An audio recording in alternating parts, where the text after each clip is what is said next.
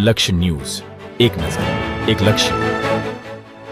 Indore Ahmedabad national highway પર લોકો દ્વારા ચક્કાજામ કરવામાં આવ્યું છે। બાલાસિનોરના વડદલા ગામ પાસે સ્થાનિક લોકોએ કર્યું ચક્કાજામ। રોડ પર પડેલા મોટા ખાડાના કારણે કરવામાં આવ્યું ચક્કાજામ। ઠેર ઠેર રોડ પર પડેલા ખાડાના કારણે અનેક મૃત્યુ પણ થઈ રહ્યા છે। હાઈવે ઓથોરિટીને લેખિતમાં જાણ કરવા છતાં પણ ખાડા પૂરવામાં ન આવતા આખરે ચક્કાજામ ગામ લોકો દ્વારા કરવામાં આવ્યું છે। જ્યાં સુધી હાઈવે ઓથોરિટી ખાડા પૂરવા લેખિતમાં નહીં આપે ત્યાં સુધી ચક્કાજામ કરવામાં આવશે। તત્કાલિક ધોરણે મોટા ખાડા પૂરવામાં આવે તેવી માંગ ઉઠવા પામી છે। બાલાસિનોર અને વડદલા ગામ લોકોએ ચક્કાજામ કર્યું છે। અનિકેત જોશી, મહીસાગર।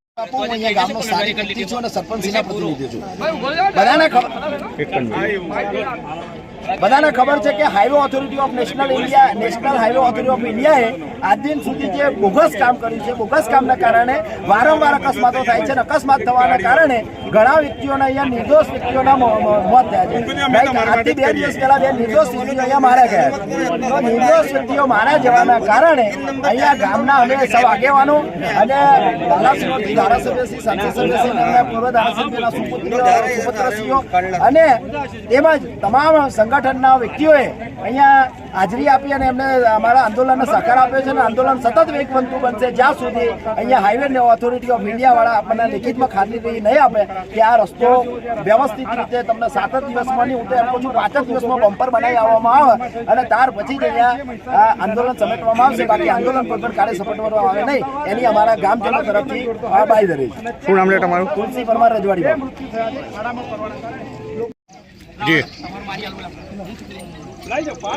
અમદાવાદ ઇન્દોર હાઈવે ઉપર છેલ્લા કેટલાય સમયથી મસમસા મોટા ખાડા પડી ગયા છે। એ ખાડાઓના કારણે કેટલાય રાહદારીઓના, કેટલાય ગાડી ચાલકોના મૃત્યુ થયા છે। આ ખાડાઓના કારણે ભારે વાહનો વારંવાર પલટી મારે છે। પલટી મારવાના કારણે અંદર બેઠેલા પેસેન્જરો, ડ્રાઈવરો આને ખૂબ મોટું નુકસાન થાય છે।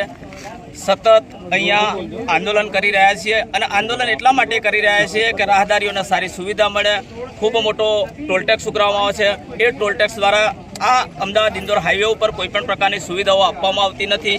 અમારી સમગ્ર લોકોની એક જ માંગણી છે કે જ્યાં સુધી આ રસ્તાને રિપેરિંગ કરવામાં ના આવે ત્યાં સુધી ટોલ ટેક્સમાંથી મુક્તિ કરવામાં આવે અને હાઈવે ઓથોરિટી, સ્થાનિક તંત્ર, સરકારના પ્રતિનિધિઓ અહીંયા આવી અને અમને એક જ ખાતરી આપે કે આવનાર દિવસોમાં આખોય રસ્તો ડામર નહીં પણ સીસી રોડ બનાવીશું એવી ખાતરી આપશે તો અમે અહીંયાથી ઊભા થવાના છીએ। એવી માંગ સાથે અમે લોકો અહીંયા આજે આંદોલન કર્યું છે। શું નામ છે તમારું? કિરીટસિંહ ઝાલા, ગુજરાત ક્ષત્રિય ઠાકોર સેના, મહીસાગર જિલ્લા પર। ઓકે।